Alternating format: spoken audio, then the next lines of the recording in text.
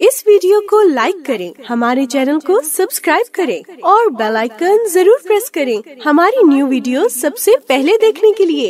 اے اللہ، تعریف تیرے ہی لیے ہے، ہر قسم کی تعریف۔ اے اللہ، جو تو پھیلا دے اسے کوئی سمیٹنے والا نہیں، اور جسے تو دور کر دے اسے کوئی نزدیک کرنے والا نہیں، اور جسے تو نزدیک کر دے اسے کوئی دور کرنے والا نہیں، جسے تو عطا کر دے اس کو کوئی روکنے والا نہیں، اور جس سے تو روک لے اسے کوئی دینے والا نہیں۔ اے اللہ، ہم پر اپنی برکات، اپنی رحمت، اپنا فضل اور اپنے رزق کو پھیلا دے۔ اے اللہ، میں تجھ سے ایسی نعمتیں مانگتا ہوں جو ہمیشہ قائم رہیں، نہ تیری اطاعت میں حائل ہوں اور نہ کبھی زائل ہوں۔ اے اللہ، میں تجھ سے تنگی کے دن کی نعمت اور جنگ کے دن کے امن کا سوال کرتا ہوں۔ اے اللہ، میں تیری پناہ میں آتا ہوں اس چیز کی برائی سے جو تو نے عطا کی اور اس چیز کے شر سے جو تو نے ہم سے روک لی۔ آج ہم انشاءاللہ والدین کے بارے میں دعائیں پڑھیں گے۔ اللہ سبحانہ وتعالیٰ کے حق کے بعد سب سے بڑا حق انسانوں میں سے ہم پر والدین کا حق ہے۔ ارشاد باری تعالیٰ ہے، اور آپ کے رب نے فیصلہ کر دیا ہے کہ تم اس کے سوا کسی کی عبادت نہ کرو اور والدین کے ساتھ احسان کرو۔ اگر تمہارے پاس ان دونوں میں سے ایک یا وہ دونوں ہی بڑھاپے کی عمر کو پہنچیں تو تم انہیں اف تک نہ کہو اور نہ انہیں جھڑکو، اور ان دونوں سے عمدہ احترام والی بات کہو، اور ان دونوں کے لیے مہربانی سے عاجزی کے بازو جھکائے رکھنا اور کہنا، اے میرے رب، ان دونوں پر رحم کیجئے جیسا کہ ان دونوں نے بچپن میں میری پرورش کی ہے۔ وَقَضَىٰ رَبُّكَ، تیرے رب نے فیصلہ کر دیا۔ قضا جب اللہ سبحانہ تعالیٰ کی طرف سے ہو، فیصلہ جب اللہ کا ہو تو وہ قطعی فیصلہ ہوتا ہے، وہ بدلہ نہیں جاتا۔ گویا اللہ تعالیٰ نے قطعی حکم دے دیا، فیصلہ کر دیا، کس بات کا؟ کہ اس کے سوا کسی اور کی عبادت نہیں کی جائے گی۔ ہمیں حکم دیا کہ ہم صرف اس کے بندے بن کر رہیں، صرف اسی سے مانگیں، اس سے انتہا درجے کی محبت کریں، اسی سے ڈریں اور صرف اسی کے لیے عاجزی اختیار کریں۔ ہماری قربانی، ہماری نماز، ہماری قربانی، ہمارا رکوع، ہمارا سجدہ، ہمارا قیام، ہمارا قول، ہمارا فعل اسی کی خاطر ہو۔ ہم جو کچھ کریں اسی کی رضا کے لیے کریں۔ توحید کے بعد پہلا سبق پھر ہمیں والدین کے ساتھ احسان کا ملتا ہے۔ ایک ہی آیت میں اللہ سبحانہ وتعالیٰ نے اپنی عبادت کے ساتھ ساتھ ہمیں والدین کے ساتھ حسن سلوک کا حکم دیا ہے۔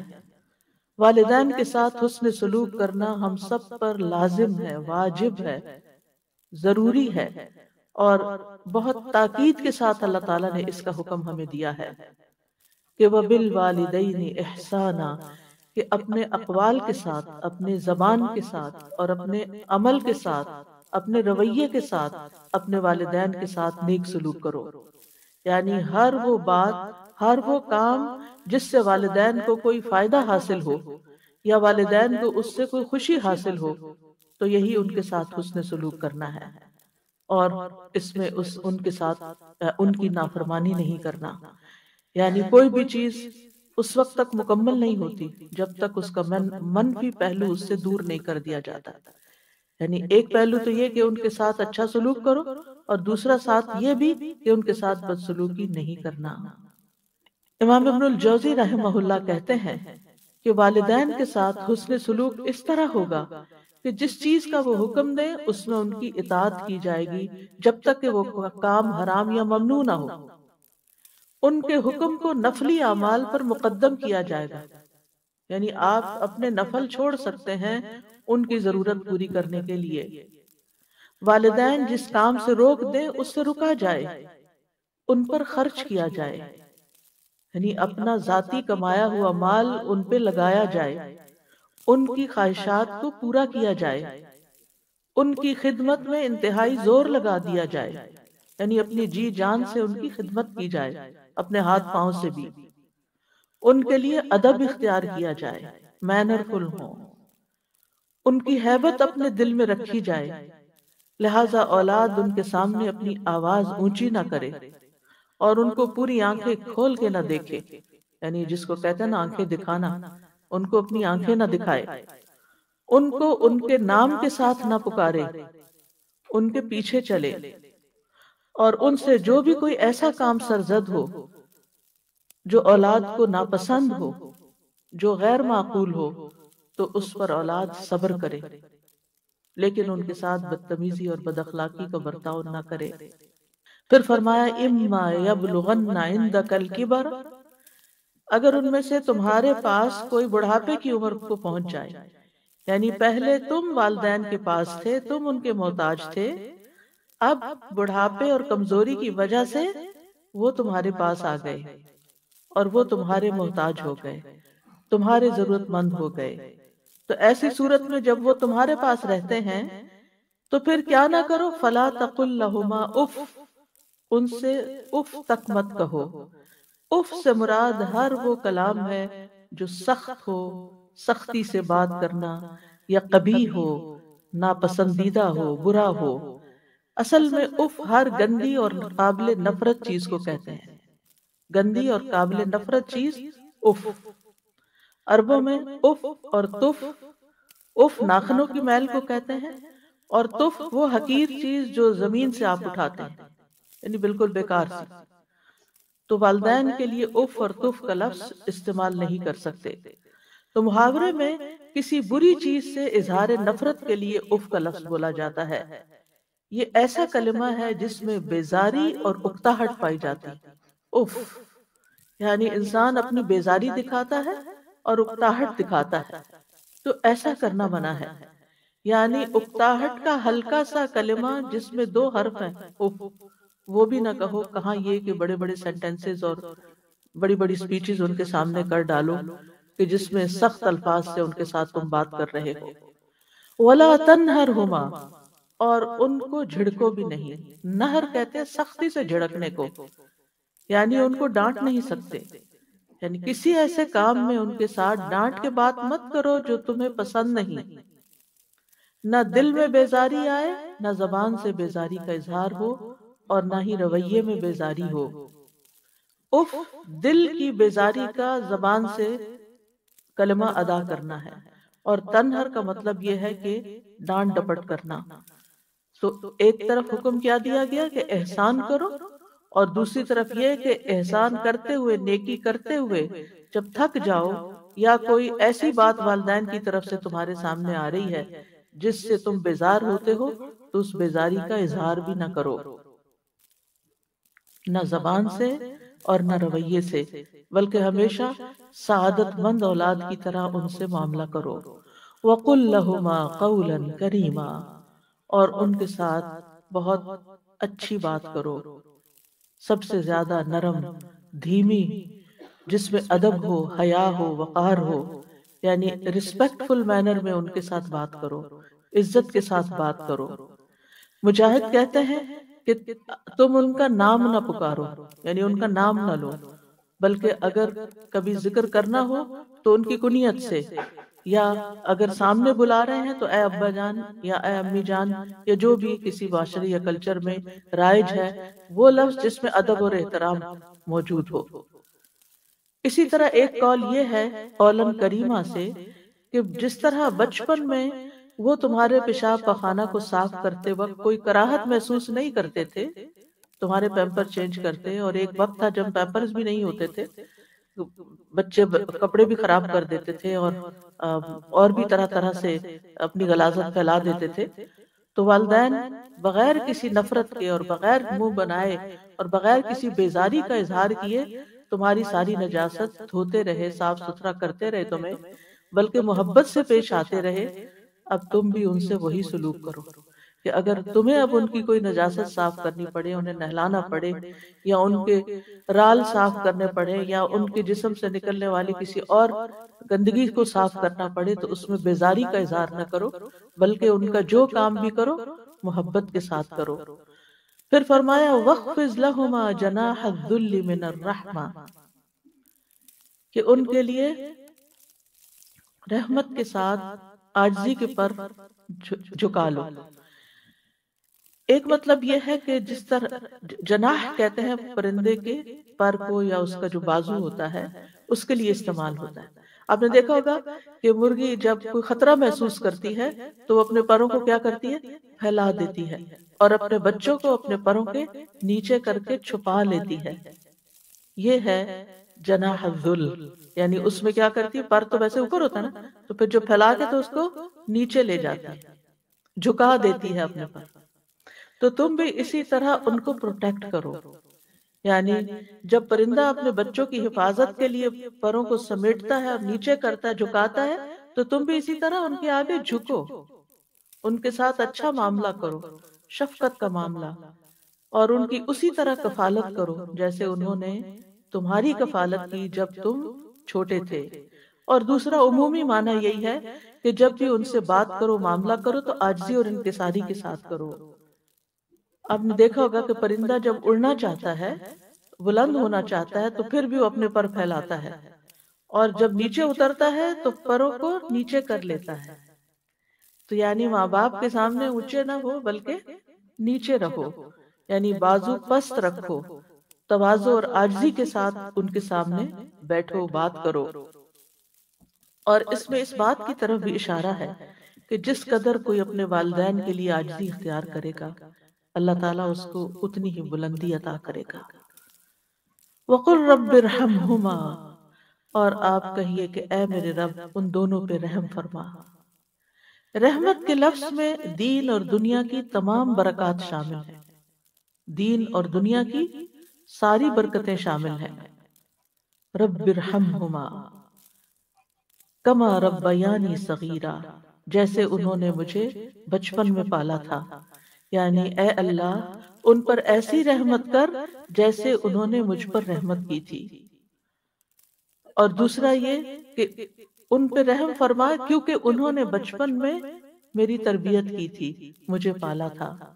یہاں انسان کو اس کی بچپن کی حالت یاد کرائی گئی ہے، کیونکہ انسان جب بچہ ہوتا ہے تو انتہائی ڈیپینڈنٹ ہوتا ہے، اپنا کوئی کام خود نہیں کر سکتا، اپنے جذبات کا اظہار بھی زبان سے نہیں کر سکتا۔ تو اس طرح انسان کو اس کی کمزوری اور اس کے بچپن کی حالت یاد دلا کر اس کے دل میں شفقت پیدا کی جا رہی ہے۔ تم بھی اپنے والدین کے لیے ایسی شفقت کا اظہار کرو۔ اور آپ دیکھیے جب اللہ سبحانہ وتعالیٰ نے حکم دے دیا اور انسان پھر بھی وہ حق ادا نہ کر سکا، تو اس کو دعا سکھا دی کہ یا رب میں تو اس قابل نہیں، اور میں تو ان کا حق ادا ہی نہیں کر سکتا، لہٰذا میں تجھ سے دعا کرتا ہوں کہ تو ان پہ رحم فرما، تو ان کی ساری ضروریات پوری فرما۔ اور یہ حقیقت ہے کہ ہم خود کچھ بھی کر لیں، ہم تو ماں کے پیٹ کے اندر جو ماں نے تکلیفیں اٹھائیں ہماری پیدائش کے وقت، ہمارے دنیا میں وجود میں لانے کے لیے، ان کا ایک حصہ بھی اس کا حق ادا نہیں کر سکتے۔ پھر جب ولادت کے دوران ایک ایک کانٹریکشن ماں نے لی، ایک ایک پین جو برداشت کی، وہ ہم ساری زندگی بھی خدمت کریں تو اس درد کو ہم محسوس نہیں کر سکتے اور اس کا بدلہ نہیں چکا سکتے۔ پھر اس کے بعد جو دودھ پلایا اور جو ہماری نجاست صاف کی، اور راتوں کو ہمارے لیے جاگ جاگ کر ہماری خدمت کی، اور ہمارے لیے دعائیں کی، ہماری خود بھوکے رہ کے ہمیں کھلایا، ساری ضروریات ہماری پوری کی، تو یہ سب کچھ کس بات کا تقاضا کرتا ہے کہ ہم خود یا رب حق ادا نہیں کر سکتے، تو ہی ان پر رحم فرما اور تو ہی ان کی تمام ضروریات پوری فرما۔ صحابہ کی زندگی میں ہم دیکھتے ہیں کہ وہ اپنے والدین کے لیے دعائیں کرتے ہیں۔ ایک بار ہانی بنت ابی طالب کے ایک آزاد کردہ غلام ہے ابو مرہ، وہ کہتے ہیں ایک بار وہ ابو ہریرہ کے ساتھ ان کے وطن عقیق گئے جہاں سے وہ تھے۔ جب ابو ہریرہ اپنے وطن پہنچے تو بڑی اونچی آواز میں کہا، اماں جان السلام علیکی ورحمۃ اللہ وبرکاتہ۔ انہوں نے جواب دیا، وعلیک السلام ورحمۃ اللہ وبرکاتہ۔ پھر ابو ہریرہ کہنے لگے، رحمک اللہ کما ربیتنی صغیرا، اللہ تعالیٰ آپ پر رحم فرمائے جیسے آپ نے میری بچپن میں پرورش فرمائی۔ تو والدہ نے جواب دیا، فجزاک اللہ خیرا ورضی عنک کما بررتنی کبیرا، اے میرے بیٹے تمہیں بھی اللہ بہترین جزا دے اور تم سے راضی ہو جائے جیسا تم نے میرے ساتھ بڑھاپے میں نیک سلوک کیا۔ یعنی جب اولاد والدین کو دعائیں دیتی ہے تو والدین اس سے بڑھ کر دعائیں دیتے ہیں۔ یہاں بھی آپ دیکھیں ابو ہریرہ کی دعا چھوٹی ہے لیکن والدہ کی دعا بڑی ہے، فجزاک اللہ ورضی عنک، اس میں دو چیزیں آ گئی، کما بررتنی کبیرا۔ سلف صالحین اپنے والدین کے لیے خوب خوب دعائیں کرتے تھے۔ عامر بن عبداللہ بن زبیر کہتے ہیں میرے والد فوت ہو گئے تو میں نے پورا سال اللہ سے ایک ہی دعا مانگی کہ اے اللہ میرے والد کو معاف فرما دے، یعنی مسلسل یہی دعا کرتے رہے۔ سفیان ابن عیینہ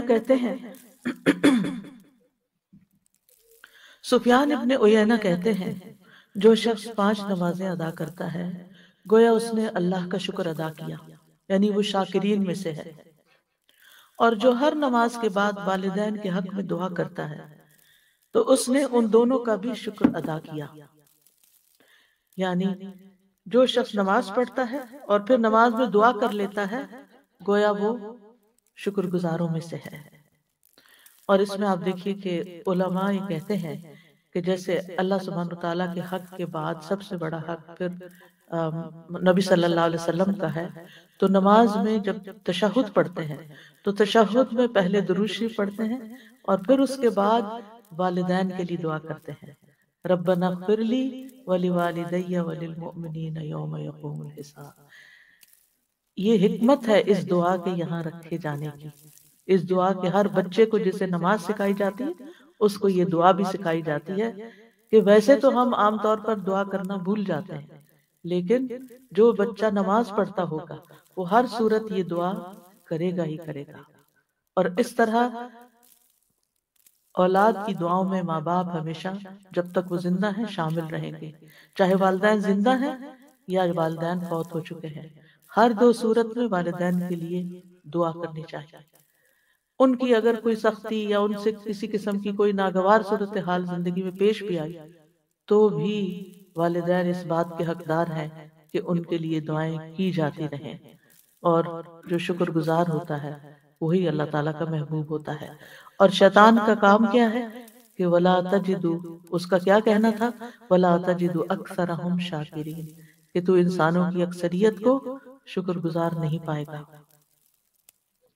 بلکہ ہونا یہ چاہیے کہ جہاں آپ کی کوئی ضرورت اٹکے، جہاں آپ کو کوئی پریشانی لاحق ہو، اتنی ہی زیادہ والدین کے لیے دعائیں زیادہ بڑھا دیں، کثرت کے ساتھ دعائیں کریں، اور خصوصاً سجدوں میں، یعنی آپ باندھ لیں کہ کس وقت آپ نے لازماً یہ دعا پڑھنی ہے، کیونکہ یہاں پر حکم دیا گیا وَقُلْ رَبِّ ارْحَمْهُمَا كَمَا رَبَّيَانِي صَغِيرًا، کہ یہ کہتے رہیے کہ اے رب ان پہ رحم فرما جیسے انہوں نے مجھے بچپن میں پالا۔ لہذا بہتر یہی ہے کہ نماز میں سجدے میں تسبیحات پڑھنے کے بعد یہ دعا کم از کم ایک دفعہ تو ایک سجدے میں ضرور ہی ہو، اگر زیادہ ہو تو اور بھی اچھا، کیونکہ ان احسنتم احسنتم لانفسکم، اگر تم نے احسان کیا تو اپنے ہی فائدے کے لیے کیا۔ اور پھر آپ دیکھیے کہ جو شخص والدین کے لیے دعا نہ کرے وہ محروم ہے۔ بعض صحابہ کہتے ہیں والدین کے لیے دعا نہ مانگنا اولاد کی زندگی کو تنگ کر دیتا ہے۔ بعض اوقات بچوں کی جاب نہیں لگتی، بعض اوقات ان کی شادی نہیں ہوتی، بعض اوقات ان کو اور طرح طرح کی مشکلات پیش آتی ہیں۔ ان کو یہی نصیحت کرنی چاہیے، ان کو یہی سبق سکھانا چاہیے کہ وہ اپنے والدین کے ساتھ حسن سلوک کریں۔ وہ ان کے ساتھ اچھے ہوں گے تو اللہ سبحانہ وتعالیٰ ان پر مہربانی کرے گا۔ یہ مشکلات کے حل کے لیے، پرابلمز کو دور کرنے کے لیے، غم اور دکھ اور ڈپریشن کا علاج ہے کہ انسان زیادہ سے زیادہ والدین کے ساتھ احسان کا سلوک کرے۔ بلکہ جب کسی بھی انسان کے ساتھ احسان کرے تو سوچے کیا میں نے اپنے والدین کے لیے بھی کچھ کیا۔ اب دیکھیے کہ بعض اوقات ہم اپنے دوستوں کو، رشتہ داروں کو، اوروں کو کتنے بڑے بڑے گفٹ دے دیتے ہیں، لیکن ہم اپنے ماں باپ کی طرف سے صدقہ کرنا بھول جاتے ہیں۔ خاص طور پر رمضان میں آپ دیکھیے کہ ہم جہاں اپنی طرف سے، اپنے بال بچوں کی طرف سے، کسی کی طرف سے بھی کچھ کریں تو ماں باپ کو نہ بھولیں، ان کی طرف سے سب سے پہلے کریں۔ کیونکہ اللہ سبحانہ تعالیٰ نے اپنے حق کے بعد والدین کا ذکر کیا ہے۔ سورۃ النساء میں آتا ہے وَاعْبُدُوا اللَّهَ وَلَا تُشْرِكُوا بِهِ شَيْئًا وَبِالْوَالِدَيْنِ إِحْسَانًا، اور اللہ کی عبادت کرو اور اس کے ساتھ کسی چیز کو شریک نہ بناؤ، اور اپنے ماں باپ کے ساتھ حسن سلوک کرو۔ سورۃ البقرہ میں آتا ہے وَإِذْ أَخَذْنَا مِيثَاقَ بَنِي إِسْرَائِيلَ لَا تَعْبُدُونَ إِلَّا اللَّهَ وَبِالْوَالِدَيْنِ إِحْسَانًا، اور وہ وقت یاد کرو جب ہم نے بنی اسرائیل سے پختہ عہد لیا تھا، پکا وعدہ لیا تھا اس بات پر کہ تم اللہ کے سوا کسی کی عبادت نہ کرنا اور والدین کے ساتھ احسان کرنا۔ اللہ سبحانہ وتعالیٰ اپنے شکر کے بعد والدین کے شکر کا حکم دیتے ہیں۔ سورۃ لقمان میں آتا ہے وَوَصَّيْنَا الْإِنسَانَ بِوَالِدَيْهِ حَمَلَتْهُ أُمُّهُ وَهْنًا عَلَى وَهْنٍ وَفِصَالُهُ فِي عَامَيْنِ أَنِ اشْكُرْ لِي وَلِوَالِدَيْكَ اِلَيَّ الْمَصِيرُ، اور ہم نے انسان کو اپنے والدین کے ساتھ نیک سلوک کا تاکیدی حکم دیا۔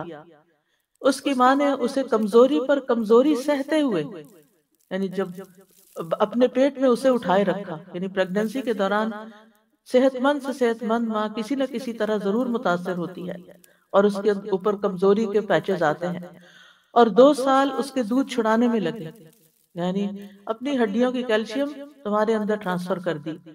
اسی لیے یہ حکم دیا کہ میرا شکر ادا کرو اور اپنے والدین کا بھی، آخر میرے ہی پاس لوٹ کر آنا ہے، واپس تو میرے پاس آنا ہے، پھر میں تمہیں بتاؤں گا کہ تم کیا کر کے آئے ہو۔ تو انشکر لی ولوالدیک، اور والدین میں سے بھی پھر یاد رکھیے ماں کا حق زیادہ ہے، کیونکہ ماں بچے کے لیے تکلیفیں زیادہ اٹھاتی ہے۔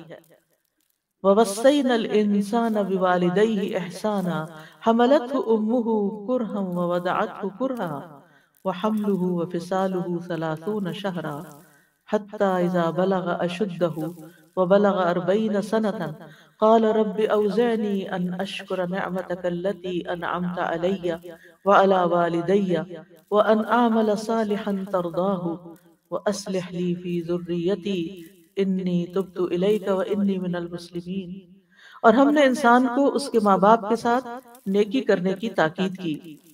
اس کی ماں نے اسے ناگواری کی حالت میں اٹھائے رکھا، یعنی پریگننسی کا عرصہ جو ہے وہ کوئی خوشگواری کا نہیں ہوتا، اس میں طرح طرح کے اٹھتے بیٹھتے چلتے پھرتے کھاتے پیتے لیٹتے جاگتے، ہر حال میں عورت کو کوئی نہ کوئی تکلیف لاحق ہو رہی ہوتی ہے، اور اسے ناگواری کی حالت میں جنا، یعنی جنم دینے کی جو تکلیفیں تھی وہ اپنی جگہ، اور اس کے حمل اور اس کے دودھ چھڑانے میں 30 مہینے لگ گئے، یعنی 2.5 سال کا عرصہ، یہاں تک کہ جب وہ اپنی پوری قوت کو پہنچا اور 40 برس کو پہنچ گیا تو اس نے کہا اے میرے رب مجھے توفیق دے کہ میں تیری اس نعمت کا شکر ادا کروں جو تو نے مجھ پر اور میرے ماں باپ پر انعام کی، اور یہ کہ میں وہ نیک عمل کروں جسے تو پسند کرتا ہے، اور میرے لیے میری اولاد میں اصلاح فرما دے، بے شک میں نے تیری طرف توبہ کی اور بے شک میں حکم ماننے والوں میں سے ہوں۔ اور اس میں آپ دیکھیے کہ جب ایک بچہ اس طریقے سے اپنے والدین کا شکر ادا کرتا ہے اور اس کے لیے دعا کرتا ہے کہ اللہ مجھے توفیق دے کہ میں یہ کر سکوں، کیونکہ اللہ کی توفیق کے بغیر کوئی کام نہیں ہو سکتا، اور پھر نیک عمل کی دعا کرتا ہے اور اپنی اولاد کی اصلاح کی دعا بھی کرتا ہے اور توبہ کرتا ہے اور اللہ کا حکم ماننے کا عہد کرتا ہے، تو پھر اللہ تعالیٰ کیا فرماتے ہیں؟ اللہ تعالیٰ فرماتے ہیں اولئک الذین نتقبل عنہم احسن ما عملوا، یہ ہیں وہ لوگ جن سے ہم ان کے اچھے عمل قبول کر لیں گے، یعنی انہوں نے جو بہترین عمل کیے وہ عمل ہم قبول کریں گے۔ ہم سب کو اس بات کی فکر ہوتی ہے کہ ہماری نیکیاں پتہ نہیں قبول ہوتی ہیں یا نہیں۔ جو ماں باپ کے ساتھ نیک سلوک کرنے والا ہے ان کے لیے اللہ تعالیٰ کا وعدہ، یہ سورۃ الاحقاف کی آیت نمبر 15 اور 16 ہے کہ اللہ تعالیٰ ان کے نیک اعمال کو قبول کر لے گا۔ وَنَتَجَاوَزُ عَنْ سَيِّئَاتِهِمْ فِي أَصْحَابِ الْجَنَّةِ، اور ہم ان کی خطاؤں سے درگزر کر دیں گے۔ ایسے لوگ جن کی یہ صفات ہوں، جن کی یہ ٹریٹس ہوں، ان کی خطائیں ہم دور کر دیں گے۔ فی اصحاب الجنہ، وہ جنت والوں میں ہوں گے، جنت کے ساتھیوں میں سے ہوں گے۔ وعد الصدق، سچا وعدہ ہے اللہ کا، اس میں کوئی شک نہیں۔ الذی کانوا یوعدون، وہ جس کا وہ وعدہ کیے جاتے ہیں۔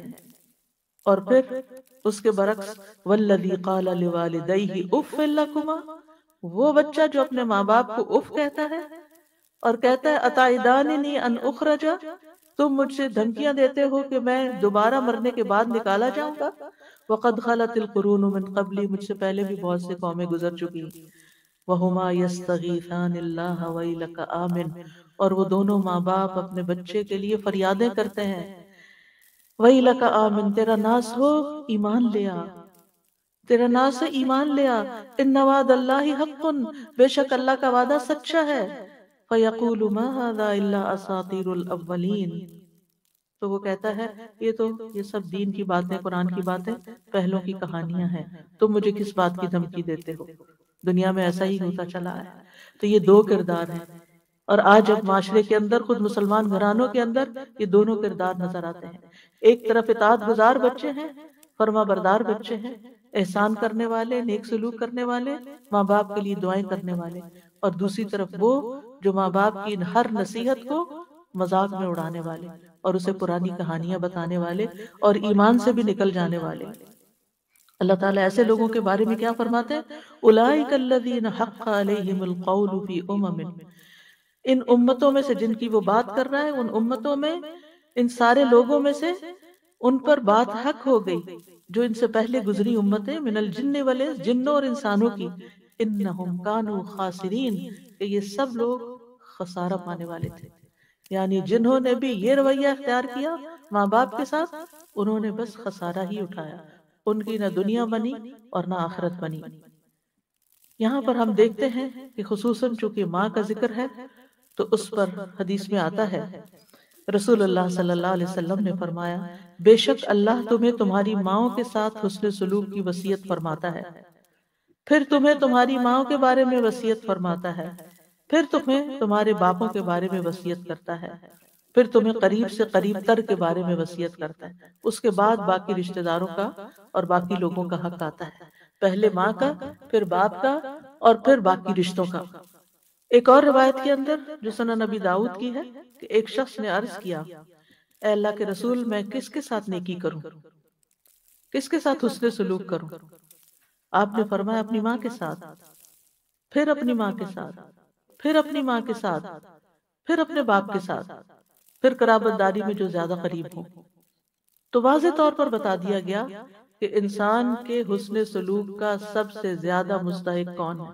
جب انسانوں کے ساتھ نیکی کرنے کا خیال آئے تو سب سے پہلے والدین کو یاد کریں، ان کے ساتھ احسان کریں۔ انبیاء علیہ السلام اپنے والدین کے ساتھ کیا سلوک کرتے تھے؟ حضرت یحییٰ کے بارے میں آتا ہے، یا یحییٰ خذ الکتاب بقوۃ وآتیناہ الحکم صبیا وحنانا من لدنا وزکاۃ وکان تقیا وبرا بوالدیہ ولم یکن جبارا عصیا۔ یہ اللہ سبحانہ وتعالیٰ کی تعریف ہے یحییٰ علیہ السلام کے بارے میں۔ اللہ تعالیٰ نے ان کو حکم دیا، اے یحییٰ، کتاب پر مضبوطی سے عمل پیرا ہو جاؤ، اور ہم نے اسے بچپن میں ہی قوت فیصلہ عطا کر دی تھی، ہم نے اسے اپنی مہربانی سے نرم دل اور پاک سیرت بنایا، اور وہ پرہیزگار تھا، وہ اپنے والدین سے ہمیشہ اچھا سلوک کرتا۔ ان کے والدین کتنی عمر کے تھے؟ بہت بزرگ۔ حضرت زکریا علیہ السلام انتہائی بوڑھے ہو گئے تھے، اور والدہ بھی بہت بوڑھی تھی جب وہ پیدا ہوئے۔ تو آپ سوچئے کہ ایک بچہ جس نے پیدا ہوتا ہی بوڑھے والدین دیکھے، اس کے لیے تو زندگی کی وہ بہاریں گزر گئی نا جو والدین کی جوانی کی ہوتی، تو پھر بھی وہ اپنے والدین کے اس بڑھاپے پر پریشان نہیں ہے، وہ ہمیشہ اپنے والدین سے اچھا سلوک کرتے اور کسی وقت بھی جابر اور نافرمان نہ ہوئے۔ وَلَمْ يَكُنْ جَبَّارًا عَصِيًّا، کبھی نافرمانی نہیں کی۔ ہم میں سے کون کہہ سکتا ہے کہ ہم نے اپنے ماں باپ کی کوئی بات نہیں ٹالی؟ مانی کون سی، اور کتنی ٹالی، کتنی کا انکار کر دیا۔ عیسیٰ علیہ السلام کی صفت میں آتا ہے وَبَرًّا بِوَالِدَتِي وَلَمْ يَجْعَلْنِي جَبَّارًا شَقِيًّا، اور میں اپنی والدہ سے بہتر سلوک کرتا رہوں اور اس نے مجھے جابر اور بدبخت نہیں بنایا۔ یاد رکھیے، ماں کے ساتھ نیکی جہاد سے زیادہ اہم ہے۔ معاویہ بن جاہمہ کہتے ہیں، میں رسول اللہ صلی اللہ علیہ وسلم کی خدمت میں حاضر ہو کر عرض کیا، میں نے، اے اللہ کے رسول، میں آپ کے ساتھ مل کر جہاد کرنا چاہتا ہوں، ابتغی بذالک وجہ اللہ والدار الآخرہ، اس سے میرا مقصد اللہ کا چہرہ ہے اور آخرت کا گھر ہے۔ رسول اللہ صلی اللہ علیہ وسلم نے فرمایا تیرا بھلا ہو، کیا تیری ماں زندہ ہے؟ میں نے کہا جی ہاں۔ آپ نے فرمایا واپس جا کر اس کی خدمت کر۔ پھر میں نے دوسری طرف سے آ کر عرض کیا اے اللہ کے رسول، میں آپ کے ساتھ مل کر جہاد کرنا چاہتا ہوں، ابتغی بذالک وجہ اللہ والدار الاخرہ۔ آپ نے فرمایا تیرا بھلا ہو، کیا تیری ماں زندہ ہے؟ میں نے کہا جی ہاں اے اللہ کے رسول۔ آپ نے فرمایا واپس جا کے ان کی خدمت کرو۔ تیسری دفعہ پھر ایسا ہی ہوا تو آپ نے تیسری دفعہ بھی ان کو یہی حکم دیا اور اس کے ساتھ مزید یہ کہا وَيْحَكَ إِلْزَمْ رِجْلَهَا فَثَمَّ الْجَنَّةِ، تیرا بھلا ہو اس کے قدموں میں پڑا رہو، اس کے قدموں میں پڑے رہو، جنت وہی ہے۔ جنت چاہیے نا، نیکی چاہیے، تو جاؤ ان کی خدمت کرو۔ والدین سے حسن سلوک سب سے افضل عمل ہے۔ رسول اللہ صلی اللہ علیہ وسلم سے پوچھا گیا سب سے افضل عمل کیا ہے؟ آپ نے فرمایا وقت پہ نماز پڑھنا اور والدین کے ساتھ نیک سلوک کرنا، پھر اللہ کے راستے میں جہاد کرنا۔ یہ ہے ترتیب نیک اعمال کی۔ بعض لوگ اپنے رشتوں کو بھول جاتے ہیں، والدین کی کیئر ہی نہیں کرتے اور نیکی کے کام کرنے میں دوڑتے پھرتے ہیں، تو سب سے بڑی نیکی چھوڑ کر اس سے اگلے درجے پہ جانا، یہ تو پھر اپنی خواہش کی بات ہے۔ ایک شخص نے جہاد میں جانے کی نبی صلی اللہ علیہ وسلم سے اجازت مانگی۔ آپ نے پوچھا کیا تمہارے والدین زندہ ہیں؟ اس نے جواب دیا ہاں۔ آپ نے فرمایا فَفِيهِمَا فَجَاهِدْ، جاؤ ان دونوں میں جہاد کرو، یعنی جاؤ ان کی خدمت کرو اور وہاں تمہارا جہاد ہے۔ کیونکہ بعض سچویشنز ایسی ہوتی ہیں کہ والدین ایسی ضرورت میں ہوتے ہیں کہ ان کی وہ ضرورت کوئی اور پوری ہی نہیں کر سکتا سوائے آپ کے، اور وہ خاص بیسک ضروریات ہوتی ہیں، مثلا ان کا کھانا پینا ہے، ان کی علاج معالجہ ہے، ان کی ایسی ضرورت ہے کہ جو آپ ہی نے کرنی ہے، لہٰذا اس خدمت کو کبھی بھی بھلانا نہیں چاہیے۔ پھر اسی طرح نفل عبادت سے زیادہ والدین کا حق ہے۔ مثلا اگر والد یا والدہ کرا رہے ہیں اور ان کو کسی دوا کی ضرورت ہے، یا جسم پہ دبانے کی ضرورت ہے، یا کسی واش روم لے جانے کی ضرورت ہے بیماری کی حالت میں، اور آپ کہ میں نفل پڑھ کے آؤں گی، تو یہ نفل کسی کام کے نہیں پھر آپ کے لیے۔ اس سے بہتر ہے کہ آپ نفل بعد میں مؤخر کریں، اور اگر وقت نہیں تو اس وقت کو پہلے اپنے والدہ یا والد کی خدمت میں یا ان کی ضرورت پوری کرنے میں لگائیں۔ اگر والدین مشرک ہوں، اگر والدین کفر کریں، وہ بدعت کریں، وہ شرک کریں، والدین اللہ کے نافرمان ہوں، غلط کام کرتے ہوں، تو کیا پھر بھی صلہ رحمی کرنی ہوگی؟ جی ہاں، پھر بھی صلہ رحمی کرنی ہوگی۔ ابو ہریرہ کہتے ہیں کہ رسول اللہ صلی اللہ علیہ وسلم کا گزر عبداللہ بن ابی بن سلول کے پاس سے ہوا۔ وہ ایک جھاڑی کے سائے میں تھا۔ اس نے کہا ابن ابی کبشہ نے ہم پر غبار اڑا دیا ہے۔ نعوذ باللہ، نبی صلی اللہ علیہ وسلم کو اپنے غذائی والد کے نام سے پکار رہا ہے، یعنی کہ بے ادبی کے ساتھ۔ اس کے بیٹے عبداللہ بن عبداللہ نے کہا قسم اس ذات کی جس نے آپ صلی اللہ علیہ وسلم کو عزت دی اور آپ پر کتاب نازل کی، اگر آپ چاہیں تو میں اس کا سر قلم کر کے آپ کے پاس لے آتا ہوں۔ یعنی اس نے آپ کو اس انداز میں مخاطب کیا ہے، میں اپنے باپ کا گلا اڑا سکتا ہوں آپ کی خاطر۔ آپ نے فرمایا نہیں، بلکہ تو اپنے باپ سے نیکی کر اور حسن صحبت سے پیش آ۔ کون تھا عبداللہ بن ابی؟ جو منافقوں کا سردار تھا، ہر موقع پر نبی صلی اللہ علیہ وسلم کو تکلیف دیتا تھا۔ تو کیا آپ اس بات کا فائدہ نہیں اٹھا سکتے کہ اولاد ہی کہہ رہی ہے اس دشمن سے جان چھڑاؤ اور اس کے ٹھکانے لگواؤ اس کو؟ لیکن نہیں، اس والد کے ساتھ بھی آپ نے حسن سلوک کا حکم دیا، کیونکہ بہت سے بچے جو دین پڑھ جاتے ہیں ماں باپ سے ملنا جلنا چھوڑ دیتے ہیں، یہ کہہ کر کہ نہیں ان کے طور طریقے جو ہیں وہ اسلامی نہیں ہیں، وہ بچوں پہ غلط انفلوئنس کرتے ہیں۔ ٹھیک ہے، آپ احتیاط ضرور کریں، لیکن ان کی ضروریات بھی پوری کریں، اور ان کو اگر کسی بھی خدمت کی ضرورت ہے تو وہ خدمت بھی کریں۔ مشرک والدین کے ساتھ بھی صلہ رحمی کا حکم ہے۔ ہاں، اگر وہ یہ زور دیں کہ تم شرک کرو تو شرک نہیں کرنا، یہ بات ان کی نہیں ماننی، ورنہ دنیا میں ان سے اچھے طریقے سے رہنا ہے۔ وَإِن جَاهَدَاكَ عَلَىٰ أَن تُشْرِكَ بِي مَا لَيْسَ لَكَ بِهِ عِلْمٌ فَلَا تُطِعْهُمَا وَصَاحِبْهُمَا فِي الدُّنْيَا مَعْرُوفًا۔ حضرت اسماء کہتی ہیں میری والدہ جو مشرکہ تھی میرے پاس آئیں، میں نے رسول اللہ صلی اللہ علیہ وسلم سے پوچھا کہ وہ میرے پاس کچھ مالی تعاون کی امید سے آئی ہیں، ان کو کچھ ضرورت ہے، کیا میں اپنی والدہ کے ساتھ صلہ رحمی کر سکتی ہوں؟ یعنی وہ شرک پر ہیں لیکن مجھ سے کچھ پیسے چاہتی ہیں۔ آپ نے فرمایا ہاں، اپنی والدہ کے ساتھ صلہ رحمی کرو۔ یہاں سے ایک اور نقطہ بھی نکلتا ہے کہ بعض اوقات عورت اپنے ذاتی مال میں سے اگر ماں باپ کو کچھ دینا چاہتی ہے تو شوہر صاحب اعتراض کر دیتے ہیں کہ تم ان کو کچھ نہیں دے سکتی، تم ان کو کال نہیں کر سکتی، تم ان کو سلام دعا نہیں کر سکتی۔ یہ انتہائی قطع رحمی کی انتہائی بدترین صورت ہے کہ بیوی کو روک دیا جائے کہ ماں باپ کو سلام بھی نہ کرے، بیوی کو روک دیا جائے کہ وہ ان پہ خرچ بھی نہ کرے اگر اس کا اپنا ذاتی مال ہے۔ ٹھیک ہے، اگر شوہر کا مال ہے تو شوہر سے پوچھنا ہوگا، لیکن اگر اس کا اپنا ذاتی مال ہے، کوئی ذاتی چیز ہے، کوئی اس کے کپڑے ہیں، جیولری ہے، کوئی کیش ہے، وہ اپنی والدہ کو دینا چاہتی ہے تو اس کو اسلام نے کھلی اجازت دی ہے کہ وہ ان کو دے سکتی۔ یہاں آپ دیکھیں نبی صلی اللہ علیہ وسلم حضرت اسماء کو حکم دے رہے ہیں، اجازت دے رہے ہیں کہ وہ اپنی مشرک والدہ کے ساتھ حسن سلوک کریں، ان کو مال دیں۔ تو پھر مسلم والدین کتنے مستحق ہوں گے۔ اور پھر اگر کسی بھی وجہ سے عورت ہو یا مرد، یہاں حضرت اسماء ایک عورت ہے اور وہ اپنے والدہ کو دینا چاہتی ہیں تو ان کو اجازت دی گئی۔ اس لیے مرد حضرات کو ایسی پابندیاں نہیں لگانی چاہیے کہ جس میں وہ قطع رحمی کروائیں اور خود بھی گناہ گار ہوں اور بیوی کو بھی گناہ گار کریں، کیونکہ والدین کے حقوق کا بدلہ کبھی بھی چکایا نہیں جا سکتا، چند سکوں کے ساتھ نہیں چکایا جا سکتا، تھوڑا سا مال دے کے نہیں چکایا جا سکتا۔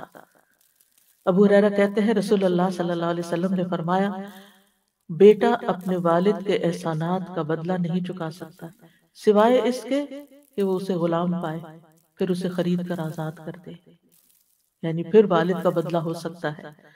والدین سے حسن سلوک کا فائدہ ہمیں خود ہی کو پہنچتا ہے، اور اس میں سب سے پہلی چیز تو گناہوں کی بخشش ہے، جیسے سورۃ الاحقاف کی آیت نمبر 15 سے 18 تک میں نے آپ کے سامنے رکھی کہ جو لوگ اپنے والدین کے ساتھ حسن سلوک کرتے ہیں ہم ان کے اچھے عمل قبول کر لیتے ہیں اور ان کی برائیوں سے درگزر کرتے ہیں، جنت والوں میں سے ان کو کر دیتے ہیں سچے وعدے کے مطابق جو ان سے کیا جاتا ہے۔ پھر عمر میں برکت اور رزق میں اضافہ ہوتا ہے۔ کون نہیں چاہتا کہ اس کی عمر میں برکت ہو یا رزق میں اضافہ ہو؟ ہر ایک چاہتا ہے۔ لہٰذا اگر کوئی یہ چاہتا ہے کہ اس کا بزنس فلرش کرے، اس کی جاب اچھی ہو جائے، اس کے انویسٹمنٹس میں زیادہ یعنی کہ انکم ہو، تو اس کو چاہیے کہ ماں باپ کے ساتھ حسن سلوک کرے، ان کا دل راضی کرے، ان کی بات مانے، ان کو خوش کرے۔ نبی صلی اللہ علیہ وسلم نے فرمایا، جس شخص کو یہ بات پسند ہو کہ اس کی عمر میں برکت اور رزق میں اضافہ ہو جائے، یہاں اضافہ ان یزاد لہ فی رزقی، رزق زیادہ ہو جائے، اسے چاہیے کہ اپنے والدین کے ساتھ نیکی کرے اور ان کے ساتھ صلہ رحمی کیا کرے، یعنی ان کے ساتھ تعلق قائم رکھے، رشتہ جوڑ کر رکھے۔ پھر یہ ہے کہ والدین کی خدمت کا ایک اور فائدہ کیا ہے کہ والدین کے قدموں کے نیچے جنت ہے۔ والدین سے حسن سلوک جنت میں داخلے کا باعث ہے۔ حضرت عائشہ کہتی ہیں کہ رسول اللہ صلی اللہ علیہ وسلم نے فرمایا، میں جنت میں داخل ہوا تو وہاں قرآن کی تلاوت کی آواز سنائی دی۔ میں نے پوچھا یہ کون ہے؟ جنت میں تلاوت؟ مجھے بتایا گیا یہ حارثہ بن نعمان ہے۔ رسول اللہ صلی اللہ علیہ وسلم نے ان سے کہا یہی نیکی ہے، یہی نیکی ہے۔ اور حارثہ بن نعمان اپنی والدہ کے ساتھ بہت زیادہ حسن سلوک کیا کرتے تھے، تو اس نیکی کی وجہ سے ان کو جنت میں بھی ان کی آواز سنائی گئی کہ وہاں ان کی تلاوت کی آواز آ رہی ہے۔ یعنی جو لوگ نیک سلوک کرتے ہیں اپنے ماں باپ سے، ان کا تذکرہ وہاں بھی ہوتا ہے۔ اور اس کے برعکس والدین سے نافرمانی، اس کے نقصانات کیا ہیں؟ سب سے پہلے یہ کہ یہ تو ہے ہی حرام کاموں میں سے۔ نبی صلی اللہ علیہ وسلم نے فرمایا، اللہ نے تم پر ماؤں کی نافرمانی کو حرام قرار دیا ہے، کبیرہ گناہ ہے والدین کی نافرمانی۔ نبی صلی اللہ علیہ وسلم سے کبیرہ گناہوں کے بارے میں پوچھا گیا تو آپ نے فرمایا اللہ کے ساتھ کسی کو شریک ٹھہرانا اور ماں باپ کی نافرمانی کرنا۔ والدین کی نافرمانی کرنے والا ملعون ہے۔ رسول اللہ صلی اللہ علیہ وسلم نے فرمایا اللہ ایسے شخص پر لعنت کرے، یعنی وہ رحمت سے دور ہو جائے، جس نے اپنے والدین کی نافرمانی کی، یعنی ایک جائز بات نہیں مانی یا ان کو گالی دی، برا بھلا کہا۔ والدین کے نافرمان کی کوئی عبادت قبول نہیں ہوتی۔ رسول اللہ صلی اللہ علیہ وسلم نے فرمایا 3 لوگ ہیں جن کی نہ فرض عبادت قبول ہوتی ہے نہ نفل قبول ہوتی ہے، ان میں سے ایک والدین کا نافرمان اور بد سلوک، یعنی بات بھی نہیں مانتا اور سلوک بھی اچھا نہیں کرتا، دوسرے احسان جتانے والا، تیسرے تقدیر کو جھٹلانے والا۔ پھر والد کی ناراضگی اللہ کی ناراضگی ہے۔ نبی صلی اللہ علیہ وسلم نے فرمایا رب کی رضامندی باپ کی رضامندی میں ہے اور رب کی ناراضگی باپ کی ناراضگی میں ہے۔ والدین کی نافرمانی سے عمر گھٹ جاتی ہے۔ کعب کہتے ہیں اللہ اس بندے کو جلد ہلاک کر دیتا ہے جو اپنے ماں باپ کا نافرمان ہوتا ہے تاکہ اس کو جلدی عذاب دے سکے، یعنی قبر میں اور آگے آخرت میں۔ اور جب بندہ اپنے والدین کا فرما بردار ہوتا ہے تو اللہ اس بندے کی عمر کو بڑھا دیتا ہے تاکہ وہ نیکی اور خیر میں اور زیادہ اضافہ کر سکے۔ یعنی جتنی جتنی انسان کی عمر لمبی ہوتی ہے اس کو نیکی کرنے کے زیادہ موقع مل جاتے ہیں، اتنے رمضان زیادہ اس کی زندگی میں، اتنی نمازیں اس کی زندگی میں زیادہ، اتنی قرآن کی تلاوت، اتنا صدقہ خیرات بڑھتا ہی چلا جاتا ہے۔ سلف صالحین کہتے ہیں جو اپنے والدین کی نافرمانی کرتا ہے اس کی اولاد بھی اس کی نافرمان بن جاتی ہے۔ والدین کے نافرمان کے لیے قبر میں بھی سزا ہے۔ عوام بن حوشب رضی اللہ عنہ یہ صحابی ہیں، وہ کہتے ہیں میں ایک دفعہ کسی بستی میں گیا، وہاں پڑاؤ کیا، اس کے پاس ایک قبرستان تھا۔ عصر کی نماز کا وقت ہوا تو وہاں سے ایک قبر پھٹی، یعنی قبر کھل گئی اور ایک آدمی نمودار ہوا۔ اس کا سر گدھے کی سر کی طرح تھا اور جسم انسان کے جسم کی طرح تھا۔ وہ 3 دفعہ ہینگا یعنی گدھے کی آواز نکالی، پھر قبر اس کے اوپر مل گئی۔ تو گاؤں میں ایک عمر رسیدہ عورت اون کاٹ رہی تھی، تو ایک عورت نے کہا وہ بوڑھی عورت دیکھ رہے ہو؟ میں نے کہا ہاں، اسے کیا ہے؟ اس نے کہا وہ اس کی ماں ہے۔ میں نے پوچھا اس کا قصہ کیا ہے؟ اس نے بتایا کہ یہ شراب پیتا تھا، جب وہ جانے لگتا تو ماں کہتی اے بیٹے اللہ سے ڈر جاؤ، کب تک تم شراب پیتے رہو گے؟ اس نے کہا تم ایسے ہی ہینگتی رہتی ہو جیسے گدھا ہینگتا ہے۔ جیسے عام طور پہ بچے کہتے ہیں کہ ماں باپ کو واپس سنا دیتے کہ آپ گرمبل کرتے ہیں، آپ یہ کرتے ہیں، آپ وہ کرتے ہیں، تو اس نے کہا کہ تم ماں کی نصیحت کو کیا کہا، گدھے کی طرح ہینگتی ہو۔ پھر وہ عصر کے بعد فوت ہو گیا۔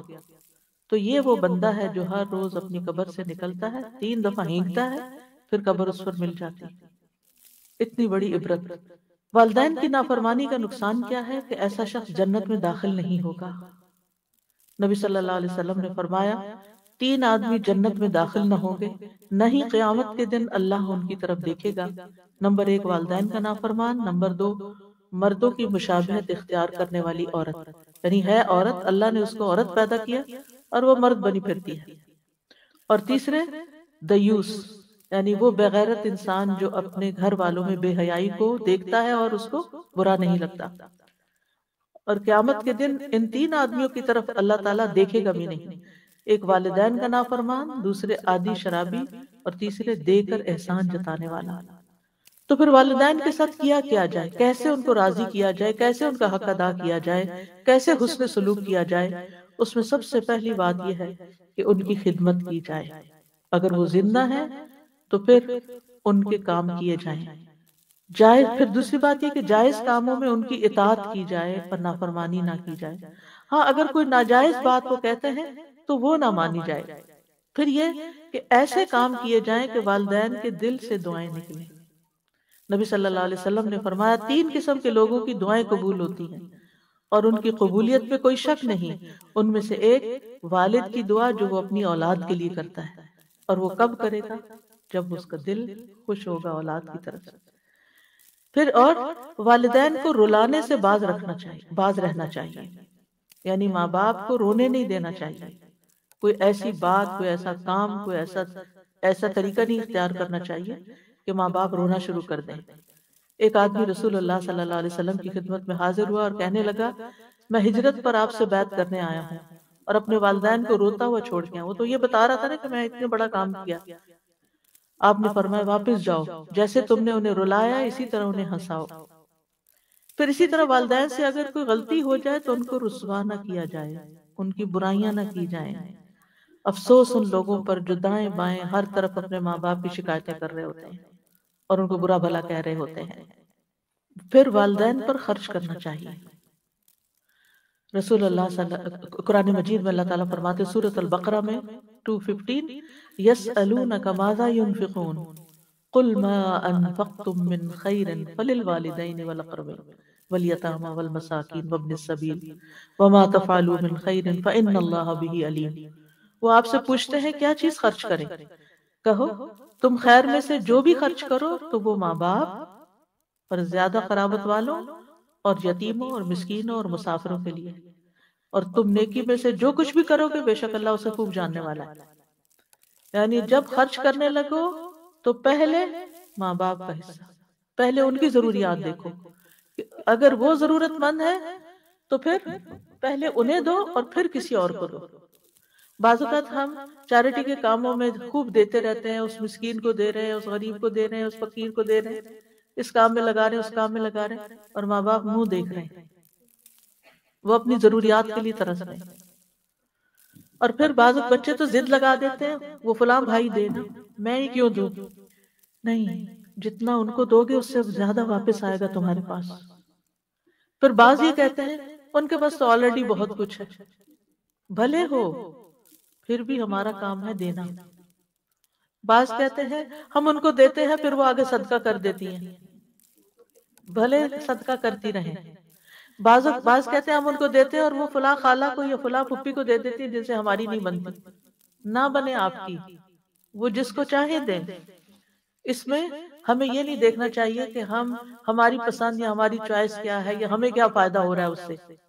ہمیں بس سب سے بڑا فائدہ یہ کہ ہمارے رب کا حکم پورا ہو رہا ہے اور وہ راضی ہو رہا ہے، وہ اس پیسے سے آگے جو بھی کرے، الا یہ کہ اگر آپ سمجھے کہ کسی حرام کام میں لگا رہے ہیں تو وہ اور بات ہے، ورنہ ادروائز ان کو اگر آپ صدقہ بھی کرنا چاہتے ہیں تو آپ ان کے ہاتھ میں آپ صدقہ کیجیے۔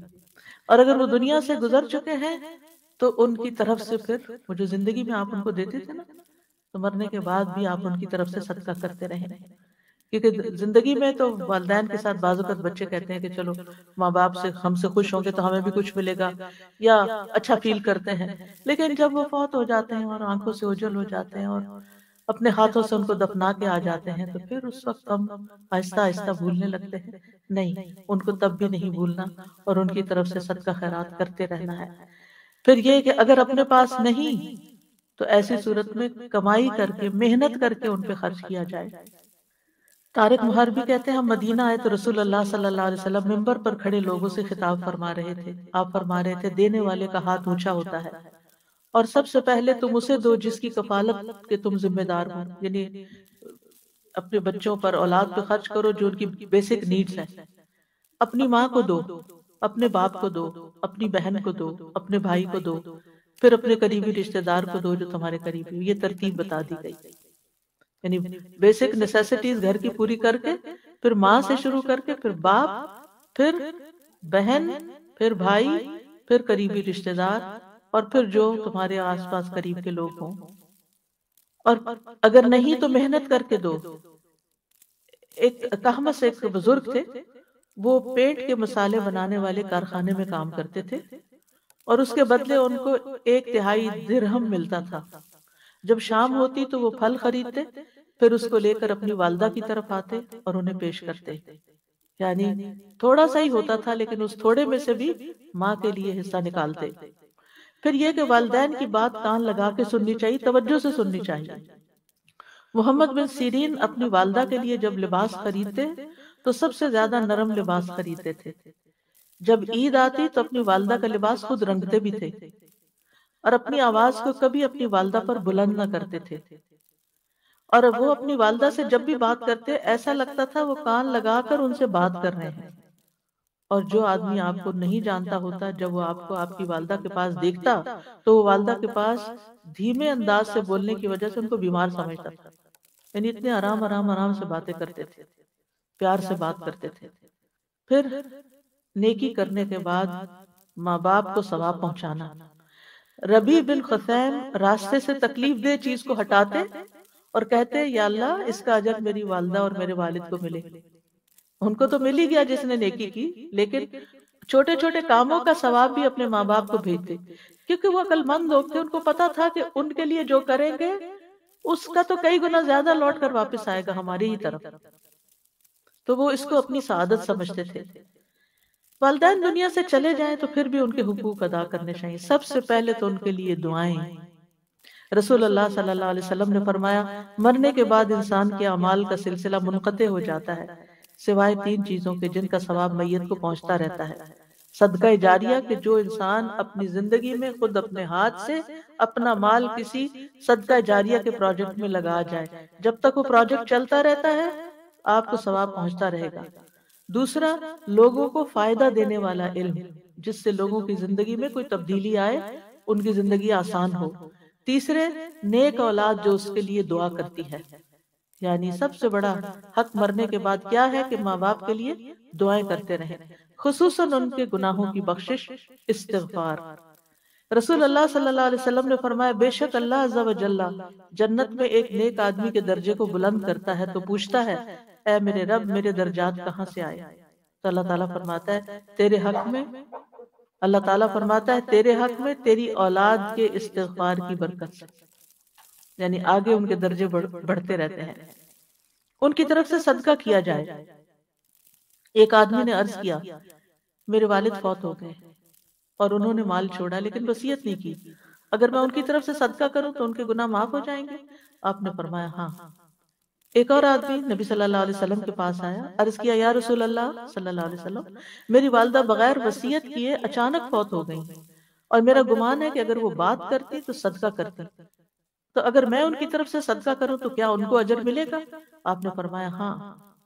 اور والدین کی طرف سے پانی پلانے کا صدقہ خاص طور پر، اور خصوصاً اگر کسی ویسینٹی میں اس کی بہت ضرورت ہو، لیکن اگر آلریڈی پانی، کینیڈا میں تو سب سے زیادہ پانی ہے، تو اگر کہیں پانی ہے تو پھر کسی اور اچھے پروجیکٹ میں ان کی طرف سے لگانا چاہیے۔ ایک شخص نے عرض کیا، اللہ کے رسول، میرے والدہ فوت ہو گئی ہیں، کیا میں ان کی طرف سے صدقہ کر سکتا ہوں؟ آپ صلی اللہ علیہ وسلم نے فرمایا ہاں۔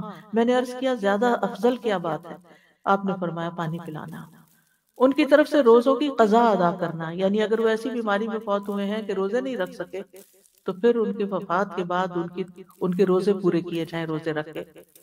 ان کی طرف سے حج کرنا، ایک خاتون نے حج کی نظر مانی لیکن کر نہ سکی، انتقال ہو گیا، تو بیٹی نے نبی صلی اللہ علیہ وسلم کی خدمت میں آ کر پوچھا، کیا میں ان کی طرف سے حج کر لوں؟ آپ نے فرمایا ہاں، تم ان کی طرف سے حج کر سکتی، تو اس کو حج بدل کہتے ہیں۔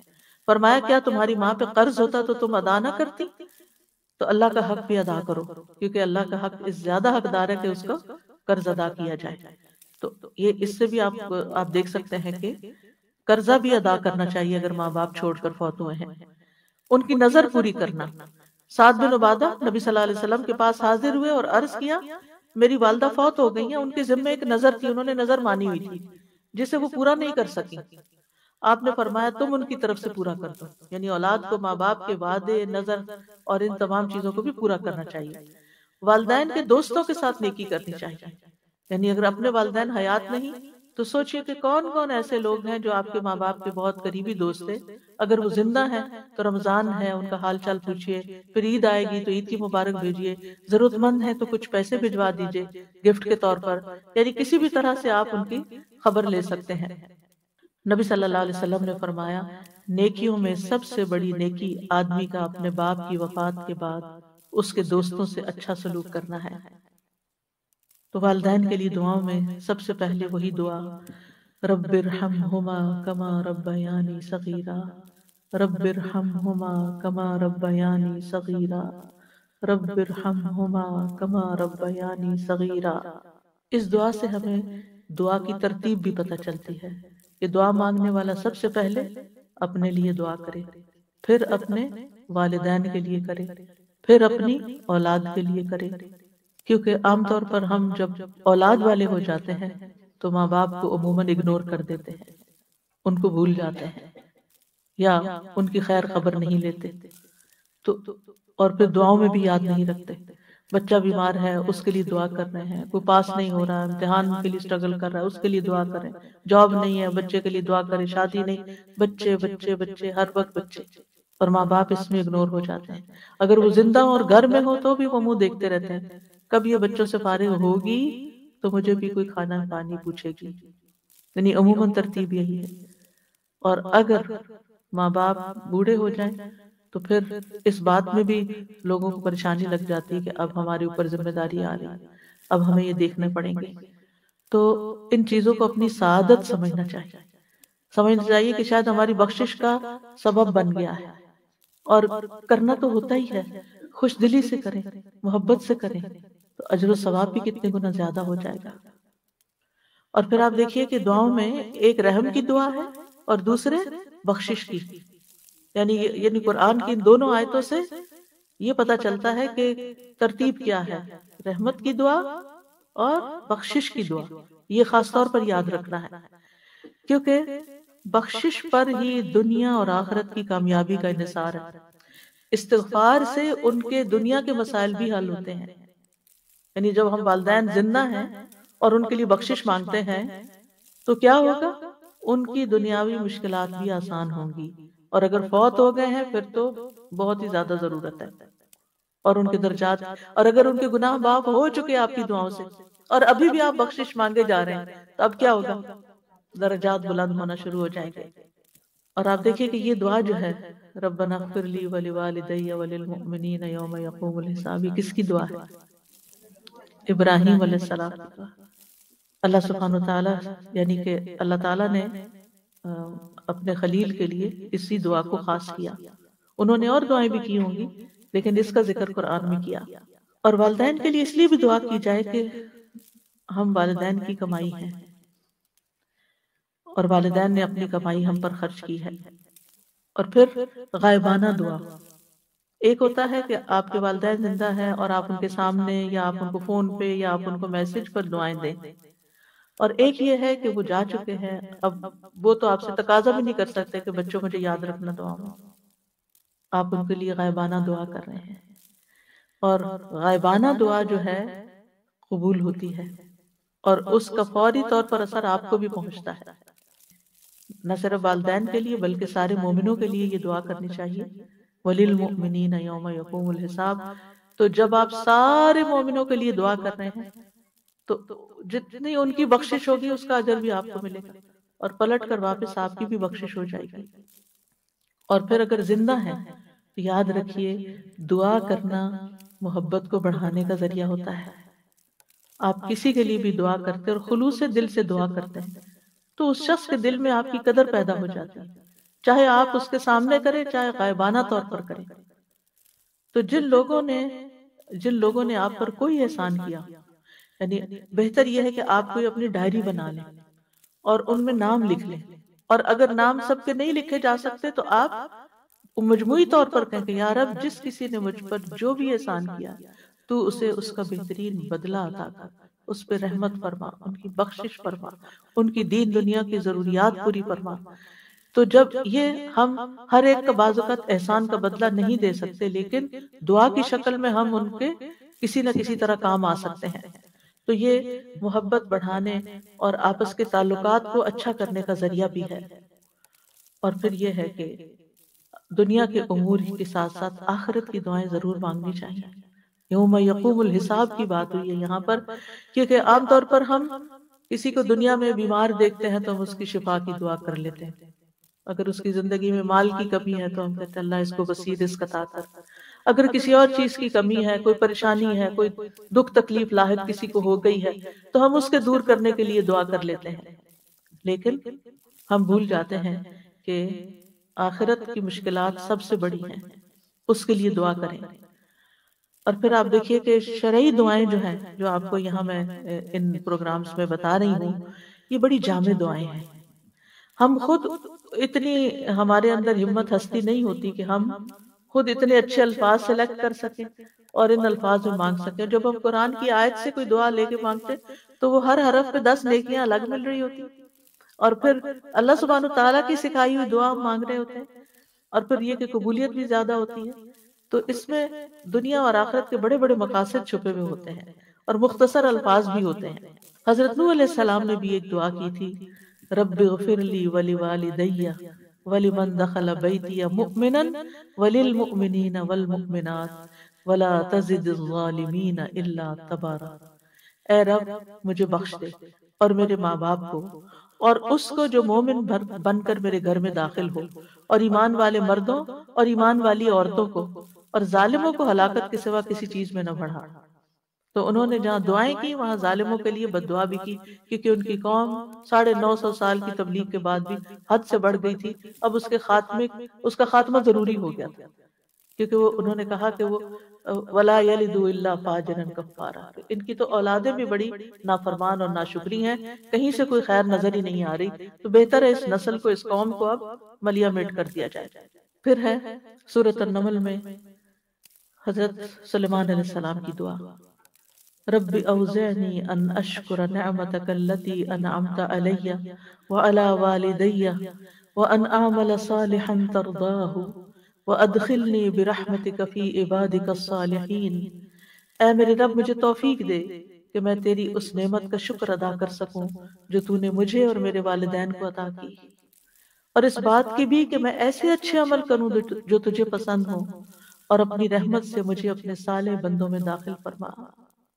اے رب مجھے توفیق دے۔ آپ کو معلوم ہے کہ یہ دعا سلیمان علیہ السلام نے اس وقت کی تھی جب چیونٹیاں یہ کہہ رہی، چیونٹیوں کی ملکہ یہ کہہ رہی تھی کہ چیونٹیوں اپنے بلوں میں داخل ہو جاؤ۔ سورۃ النمل میں آتا ہے یہاں تک کہ جب وہ چیونٹیوں کی وادی میں آئے تو ایک چیونٹی کہنے لگی، اے چیونٹیوں اپنے گھروں میں داخل ہو جاؤ، سلیمان اور اس کے لشکر تمہیں کچل نہ ڈالیں اور وہ اس کا شعور بھی نہ رکھتے ہوں۔ تو اس کی بات سے ہنستے ہوئے مسکرا دیے سلیمان علیہ السلام اور کہنے لگے، اے میرے رب مجھے توفیق دے کہ میں تیری ان نعمتوں کا شکر ادا کروں جو تو نے مجھ پر اور میرے والدین پر انعام کی، کیونکہ ان کے والد داؤد علیہ السلام تھے، ان پر بھی اللہ نے بڑے احسان کیے تھے، اور یہ کہ میں وہ نیک عمل کروں جس سے تو راضی ہو جائے۔ کتنی خوبصورت دعا ہے، اللہ ایسی نیکی کی توفیق دے دے کہ جس سے تو خوش ہو جائے، کیونکہ ایک مومن کی سب سے بڑی تمنا، طلب اور تڑپ یہ ہوتی ہے کہ میرا رب مجھ سے راضی ہو جائے، تو اللہ مجھے وہ کام سکھا دے، وہ رستہ بتا دے کہ جس سے میں تجھے راضی کر سکوں، اور مجھے اپنی رحمت کے ساتھ اپنے نیک بندوں میں شامل کر، کیونکہ نیک بندوں کے ساتھ انسان جب رہتا ہے تو نیک بندوں پہ جو رحمتیں آتی ہیں وہ ہم پر بھی آتی ہیں۔ نیک بندوں کی صحبت میں جب انسان ہوتا ہے تو ان سے کوئی نیکی کا سبق ہی لیتا ہے۔ نیک مجلس میں جب انسان بیٹھ کر جاتا ہے تو اللہ تعالیٰ ان سب کو بخش دیتا ہے، جیسے وہ حدیث سیارہ ہے نا کہ جب کچھ فرشتے جو ہیں وہ گلیوں بازاروں میں گھومتے رہتے ہیں، پھر جب لوگ ایک جگہ کسی جگہ پر بیٹھ کر مل کر اللہ کو یاد کرتے ہیں تو پھر اس وقت ان کی فرشتے جب مجلس ختم ہوتی ہے تو اللہ تعالیٰ کے پاس پہنچتے ہیں، تو اللہ تعالیٰ پوچھتے ہیں کہ یہ کیا مانگ رہے تھے اور کس چیز سے پناہ مانگ رہے تھے، اور اس وقت فرشتے کہتے ہیں وہ ایک شخص ایسے ہی آ کے وہاں بیٹھ گیا تھا، تو اللہ تعالیٰ کیا فرماتے ہیں کہ یہ وہ لوگ ہیں کہ جن کے ساتھ بیٹھنے والا بھی بدبخت نہیں ہوتا، نامراد نہیں ہوتا، میں نے اس کو بھی بخش دیا، اس کی بھی بخشش ہو گئی۔ لہٰذا کتنا ضروری ہے کہ ہم ان مجالس کا اہتمام کریں اور ان میں اس نیت سے بھی حاضر ہو کہ یا اللہ تو یہاں سے نکلے تو ہماری بخشش ہو چکی۔ تو نیک صحبت دنیا میں بھی خوشی کا باعث ہوتی ہے، کیونکہ نہ انہوں نے آپ کے لیے بدگمانی کرنی، نہ انہوں نے آپ کو کوئی تانے دینے، نہ انہوں نے آپ کی جا کے کہیں غیبت چگلی کرنی، اور نہ انہوں نے آپ کو کوئی دھوکہ فریب دینا، انہوں نے آپ کے ساتھ حسن سلوکی کرنا ہے، اچھا معاملہ ہی کرنا ہے، خیر خواہی کرنی ہے، آپ کو کوئی اچھی بات ہی سکھانی ہے، اور ان کی نیکی کی وجہ سے ان پہ جو رحمت آ رہی ہے اللہ تعالیٰ آپ کو بھی اس میں سے حصہ دے گا، اور ان کی جو بخشش کا وعدہ اللہ نے کیا اللہ تعالیٰ ہمیں بھی اس بخشش میں حصہ دے دے گا۔ تو اس لیے انسان کو دنیا میں بھی آخرت میں بھی ایسی صحبتوں کی تلاش ہونی چاہیے اور اس کی قدر کرنی چاہیے، اور ان کو کسی قیمت پر ہاتھ سے نہیں جانے دینا چاہیے۔ اب دیکھیے کہ یوسف علیہ السلام کو اللہ تعالیٰ نے نبوت بھی عطا کی، بادشاہت بھی عطا کی، لیکن انہوں نے کیا مانگا پھر؟ فاطر السماوات والارض انت ولی فی الدنیا والآخرہ توفنی مسلما والحقنی بالصالحین، کہ اللہ مجھے اسلام کی حالت میں فوت کرنا اور نیک لوگوں کا ساتھ دینا، الحقنی بالصالحین۔ تو اس لیے ہم سب کی بھی یعنی ایک انسان کو دنیا میں یہ دو چیزیں مل جائیں، نبوت اور بادشاہت، اس سے بڑی کوئی چیز دنیا میں ہے؟ اس دنیا میں ہر چیز ان کے لیے مسخر کر دی گئی، وہ جہاں چاہے، آتا ہے نا سورۃ یوسف میں، وہ جہاں چاہے اپنی یعنی اپنے لیے جو چاہے بنا سکتا تھا، یعنی پورے کلی مختار ہو گئے تھے، کل مختار ہو گئے تھے، زمین پر ہر طرح کے احکامات ان کے جاری ہوتے تھے، یعنی ان کی کوئی بات ٹالی نہیں جاتی تھی، وہ جو چاہتے کرتے، اور اس طرح دوسری طرف اللہ کی طرف سے ان کو نبوت کا اعلیٰ درجہ، لیکن ان کے دل میں کیا خواہش ہے؟ دنیا کی نہیں، الحقنی بالصالحین، یا اللہ نیک لوگوں کا ساتھ دے۔ تو ان حضرت سلیمان علیہ السلام نے بھی کیا کہا؟ رب اوزعنی، اوزعنی کا لفظ ہے نا اس کا مطلب ہوتا ہے یا اللہ مجھے روک لے کہ میں تیرے احسان کا شکر ادا کروں، مجھے توفیق دے، یعنی مجھے اس چیز کے لیے پابند کر دے کہ میں ایسا کرتا رہوں، یعنی جس قدر تو نے مجھ پر اور میرے والدین پر احسانات کی بارش کی ہے، اس کی وجہ سے کہیں میرا نفس بے قابو نہ ہو جائے۔ ہوتا ہے نا جب نعمتیں ملتی، صحت بھی ہو، آپ کی طاقت بھی ہو، ہمت بھی ہو، مال بھی ہو، اور آپ کے ریسورسز بھی ہو، ہر چیز آپ کے لیے آسان ہو۔ سلیمان علیہ السلام تو صرف انسانوں پہ نہیں پرندوں چیونٹیوں اور ہر مخلوق پر حکومت کر رہے تھے. اتنی بڑی حکومت تو کسی انسان کو نہیں ملی. تو انہوں نے یعنی جب انسان کو اتنی نعمتیں مل جائیں تو بعض اوقات انسان کا نفس آپے سے باہر ہو جاتا ہے. تو انہوں نے کہا یا رب ان نعمتوں کی فراوانی کے ساتھ تو مجھے روک لینا اور اس بات کی توفیق دینا کہ میں ان پہ تیرا شکریہ ادا کرتا رہوں. کہیں میں ان میں سے کسی چیز کے اوپر تکبر نہ کر بیٹھوں، غرور نہ آ جائے، اور میں وہی کام کرتا رہوں جو تجھے پسند ہے. اور پھر آپ دیکھیے کہ احسانات کو یاد کر کے دعا کر رہے ہیں. اللہ تو نے مجھ پر اتنے احسان کیے. یہ بھی دعا کا ایک کرینہ ہے کہ اللہ مجھ پہ تو نے احسان کیا، اللہ تو نے میرے والدین پہ احسان کیے، اب تو مجھے نیکی کے کاموں کی توفیق دے دے. ایک صحابی اپنی والدہ کے لیے دعا کیا کرتے تھے، اللہم اجعلنی من المقربین واجعل امی من الحور العین. اے اللہ مجھے مقربین میں سے بنا دے اور میری ماں کو حور العین بنا دے. بعض لوگ یہ سمجھتے ہیں کہ قرآن مجید میں یا حدیث میں جہاں حور العین کی بات ہوئی اس سے مراد جنت کی حوریں ہیں اور اس میں دنیا کی عورتیں جو ہیں وہ ان کے علاوہ کوئی اور مخلوق ہے. اصل میں حور العین جنتی عورتوں کی صفت بھی ہے، یعنی جو عورتیں جنت میں جائیں گی وہ یعنی انتہائی خوبصورت ہوں گی. تو یعنی جنت کی خوبصورت ترین عورتوں میں شامل کر لے. یعنی ایک عورت کے لیے سب سے زیادہ کس چیز کی خواہش ہوتی ہے؟ یعنی ایک عورت کی کمزوری ہے نا کہ وہ خوبصورت ہو، تو وہ اپنی والدہ کے لیے مقربین کی یعنی اپنے لیے مقرب ہونے کی دعا بھی کر رہے ہیں اور پھر اپنی والدہ کے لیے انتہائی نیک اور خوبصورت عورتوں میں شامل ہونے کی دعا بھی کر رہے ہیں. اللہ سبحانہ وتعالی ہمیں اپنے والدین کے حق ادا کرنے کی توفیق دے، اور اگر کوئی کمی کوتاہی رہ گئی ہے تو وہ دعاؤں سے پوری ہو سکتی ہے. اگر ہم نے زندگی میں ان کی قدر نہیں کی اور ہمارے لیے دعاؤں کے دروازے بند ہو گئے تو اب ہم ان کے لیے دعائیں کریں تاکہ ہم اس کمی کو پورا کریں. ہم نے خدمت نہیں کی اور ہمیں ریگریٹس ہیں. صرف ریگریٹ سے کچھ نہیں بنتا. ریگریٹس انسان کے عمل کی قوت کو کم کر دیتے ہیں. جتنا زیادہ آپ ریگریٹ کریں گے کاش میں یہ کر لیتا، کاش میں وہ کر لیتا، میں نے یہ کیوں نہ کیا، میں نے وہ غلطی کیوں کر دی، تو شیطان کی طرف سے کیا ہوتا ہے کہ انسان کو بس وہ غمگین رکھتا ہے، پریشان رکھتا ہے. تو غم اور پریشانی میں ہمارے عمل کی قوت کم ہو جاتی ہے. لہٰذا ریگریٹس کو آلٹرنیٹلی تبدیل کر کے ریپلیس کر کے ان کی جگہ دعاؤں کی کثرت کر دیں. اللہ ہمیں توفیق عطا فرمائے. وآخر دعوانا ان الحمد للہ رب العالمین.